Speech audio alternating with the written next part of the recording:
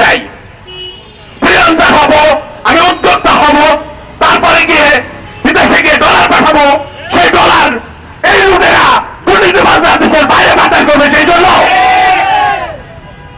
আজকে আপনারা জানেন কয়েকদিন আগে মাননীয় হাইকোর্ট যে কোটা রক্তক্ষয়ী আন্দোলনের মাধ্যমে যে কোটা বাতিল করা হয়েছিল 2011 সালে, মাননীয় হাইকোর্ট থেকে সেই কোটা বাতিলের আদেশকে কোর্টে বহাল করেছে।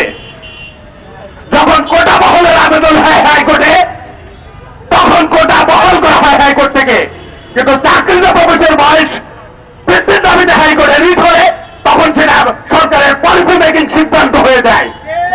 এটা হচ্ছে আমাদের রাষ্ট্রীয় মূল স্তম্ভগুলো, রাষ্ট্রীয় প্রতিষ্ঠানগুলো দ্বিচারিতা। আমরা সরকারের কাছে বেকার ভাতা চাই নাই, আমরা বলি নাই আমাদেরকে ব্যাংক লোন দিতে হবে, আমরা বলি নাই যে আমাদেরকে চাকরি দিতে হবে। আমরা শুধু বলেছি আমাদের সামনে আমাদের প্রাপ্য সুযোগটাকে একটু অবহিত করে দেওয়া হোক, আমরা একটু নিঃশ্বাস নিয়ে বাঁচার সুযোগ পাই। আমাদের এই দাবিটা কি সরকারের কাছে খুব বেশি বড় দাবি? খুব বেশি বড় দাবি?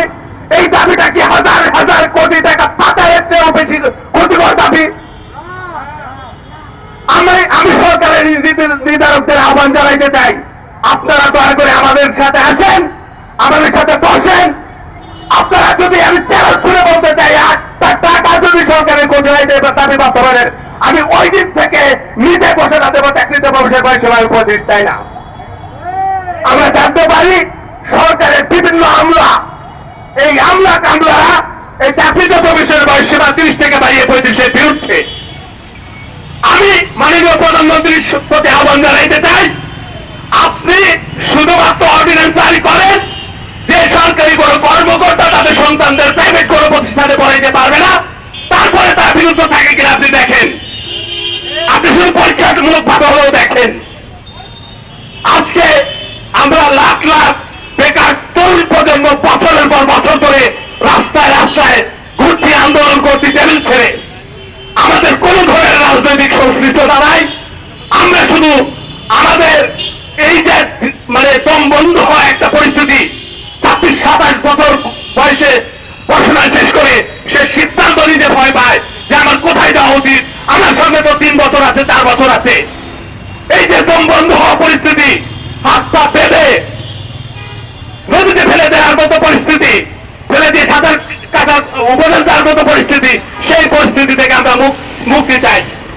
আমরা চাই যে আমাদেরকে একটু নিঃশ্বাস নিয়ে বেঁচে থাকার সুযোগ দেওয়া হোক। যদি তা না হয়, আমি সরকারের প্রতি হুঁশিয়ারি উচ্চারণ করতে চাই, আমরা এখানে 26 লক্ষ তরুণ বেকার আছি, তাদের সাথে কিন্তু তাদের পরিবার আছে। সাধারণ জনগণের মনে ক্ষোভ পুষে রাখেন না। আমাদের কিন্তু পরিবার হবে, প্রজন্ম থেকে প্রজন্ম পরে এই ক্ষোভ কিন্তু আমাদের থেকে যাবে। আমরা জেনারেশন থেকে জেনারেশনে ক্ষোভ পুষে রাখবো।